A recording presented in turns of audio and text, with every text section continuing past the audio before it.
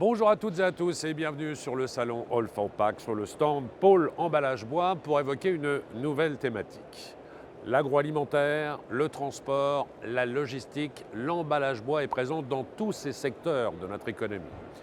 Mais depuis plusieurs années, nous avons traversé quelques bouleversements significatifs entre la crise du Covid, la guerre en Ukraine, mais également la crise économique. Alors comment est-ce que la filière a traversé ces différentes crises? Comment les entreprises se sont-elles adaptées et quelles sont surtout les perspectives? Nous en parlons avec nos trois invités. François Duvivier, vous êtes le coprésident du Ciel, Jean-Philippe Gossorgue, président Pôle Palette à la FNB, et à mes côtés, Léa Charon, responsable Pôle Palette FNB.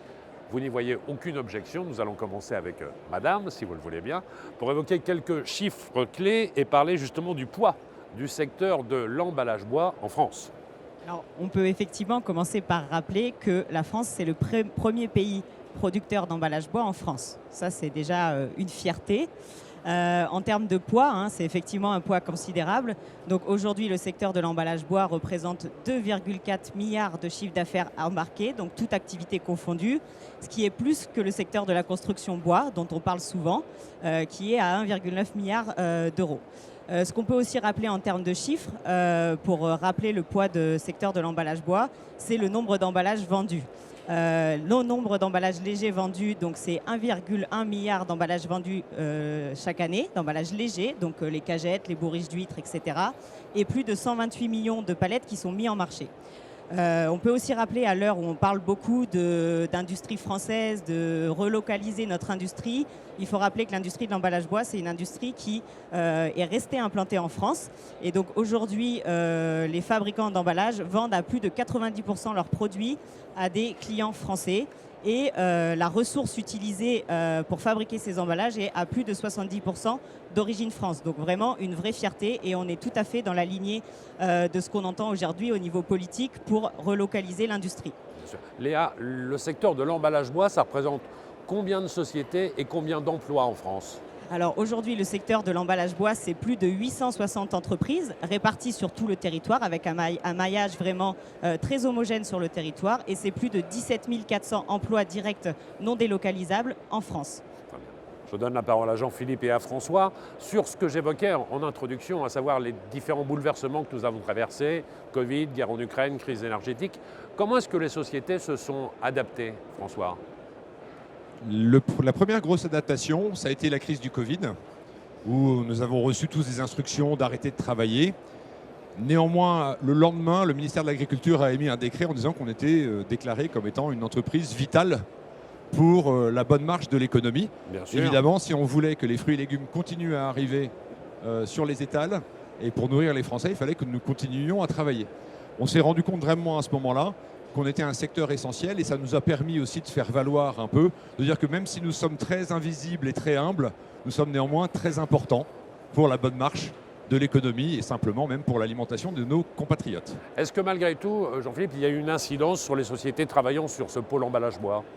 Alors oui, en effet, Stéphane, il y a eu une incidence et une incidence visible pour le marché et le grand public. Ça a été directement l'incidence au niveau des prix, parce que les matières premières du coup ont flambé sur la phase post-Covid avec cette relance économique exceptionnelle à laquelle on a assisté avec cette sortie du confinement. Et puis on est arrivé à un moment donné où on s'est dit, bon ben voilà, on a passé le cap, la machine est relancée, ça va aller, ça va se stabiliser, et puis patatras, la guerre en Ukraine est arrivée. Avec la guerre en Ukraine, mais aussi surtout tout le phénomène qu'il y a eu autour, l'Union européenne qui s'est positionnée sur des sanctions face à la Biélorussie et à la Russie, qu'il faut savoir, Ukraine, Biélorussie, Russie sont de gros acteurs sur le marché du bois et notamment de fait sur l'emballage bois.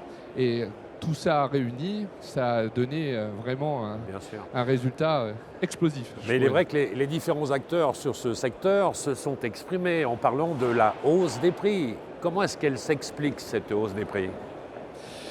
Eh bien, en fait, la hausse des prix, on en a longuement parlé, on l'a vu dans la presse, ça a été relayé par les médias. C'est vrai que cette hausse des prix, elle s'explique par ce phénomène de, tout d'abord, la matière. Et il y a eu une inquiétude par rapport à ces sanctions prises, parce que ces pays alimentaient le marché européen en sciage.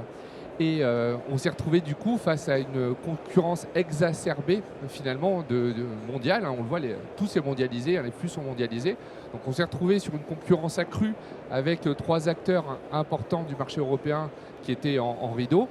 Et de là, on s'est retrouvé avec effectivement une stimulation des prix, avec une concurrence effrénée qui a fait grimper la matière. Le prix de la matière première a augmenté, le prix de l'énergie a augmenté aussi. C'est un facteur important. Le prix de la main-d'œuvre. Oui, et je dirais même au-delà du prix de la main-d'œuvre, on a, à mon avis, un peu un changement de génération et aussi de rapport au travail. Nous, on constate dans notre industrie qu'on est plutôt en baisse de productivité parce que les nouvelles générations, et sûrement à juste titre, elles-mêmes, d'abord, il y a le phénomène de l'inflation qu'il faut quand même rattraper pour que les gens puissent vivre dignement de leur travail. Et ben, on répercute ces prix-là à nos clients forcément. Et ensuite, cette nouvelle génération a aussi un rapport au travail qui est plus, nouveau. On avait des gens avant qui étaient très dévoués, qui venaient le matin, tous les jours, et ensuite. Et maintenant, on a plus de demandes d'adaptation de temps de travail, de télétravail, de choses comme ça qui sont très nouvelles pour nous. Et tout ça a un coût aussi pour l'entreprise que forcément on va répercuter à nos clients. Parce qu'on est comme tout le monde, nous sommes des grands utilisateurs de main-d'œuvre non délocalisable, comme le disait Léa. Et ben, l'inconvénient, c'est qu'aujourd'hui, il y a des tensions sur le marché de l'emploi et donc nous nous adaptons pour arriver à trouver les talents. Et donc, il va falloir les payer en conséquence aussi. Et cette attractivité dont vous parlez, on en reparlera dans le cadre d'une autre conférence si vous le voulez bien, ce sont des métiers tout à fait intéressants. Je reviens vers vous, Jean-Philippe, pour évoquer justement les perspectives pour les mois ou les années à venir sur cette hausse de prix. J'entends bien, Stéphane. Mais écoutez, c'est difficile de prévenir l'avenir. On l'a vu sur les perspectives de 2022 qui ont été chamboulées avec cette crise. Alors, ce qu'on se dit, ce qu'on voit, c'est que aujourd'hui, on le sait, la palette, c'est important de dire, la palette et l'emballage bois, c'est le thermomètre de l'économie d'un pays. Donc c'est vraiment le reflet, c'est le miroir de l'économie, de ce qui se passe sur le territoire, à l'échelle nationale, à l'échelle européenne. Et on constate ce ralentissement actuel au sein de l'Europe. Donc bien évidemment, cela génère un ralentissement sur les emballages de façon générale. Qui dit ralentissement dit que face à ça, on voit que la matière a une tendance aujourd'hui à un peu se stabiliser, décliner. Bon, c'était lié aussi avec cette frénésie qu'il y a eu. C'est parti un peu dans tous les sens. Et là, on va retrouver une stabilité, on va retrouver une sérénité. Donc les marchés sont en train de s'ajuster, de se rééquilibrer.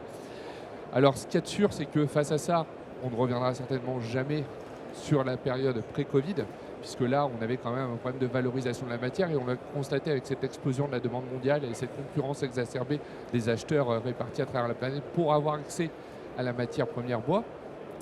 Mais cela étant, même si on a cette stabilisation, cette régulation, je dirais, sur la matière bois, on va se retrouver quand même avec des situations aujourd'hui, vous l'avez dit, en préambule, l'énergie. Ça devient un vrai sujet de préoccupation pour nos entreprises. Il faut savoir que notamment la scierie, c'est le 3e poste de charge d'une scierie. L'énergie, on est semi-électro-intensif. Donc là, il y a des vraies questions qui sont ouvertes et ces aspects-là sont à prendre en considération. C'est ce qui va certainement expliquer ça, plus le transport, que les prix vont certainement se maintenir à des niveaux assez élevés. Mais le marché est en train d'évoluer, il y aura forcément d'autres débouchés et l'avenir sera radieux. Ceci étant, il est toujours plus clair et facile de lire dans une boule de cristal que dans une boule en bois. Et vous serez tout à fait d'accord avec moi. Merci à tous les trois d'avoir participé avec nous à cette conférence. D'autres conférences à venir, toujours sur le pôle emballage bois. Et pour les retrouver, vous allez sur le site Pôle emballage bois ou sur TV Maison.